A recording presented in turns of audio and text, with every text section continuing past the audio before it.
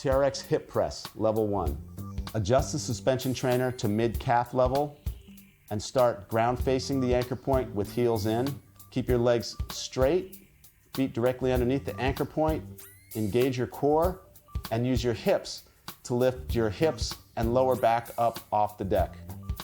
Focus on maintaining strong core, straight legs, and drive this movement from your posterior chain. TRX Hip Press, level 2. On this level, your feet are directly underneath the anchor point with knees and hips bent. This will give more focus into the hip muscles of the gluteals and the low back to create this movement. Start by engaging your core, driving your hips up, the goal being shoulders, hips, knees in a straight line. Focus on trying to keep your feet in the same place the entire time. Reset at the bottom by pulling your knees back on top of your hips and drive this movement through your hips. TRX Hip Press, level 3.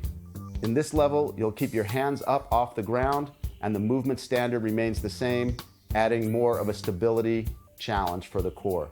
Start with your feet directly underneath the anchor point, engage the core, and drive your hips up towards the sky as high as possible, focusing on hamstrings and glutes to drive the movement.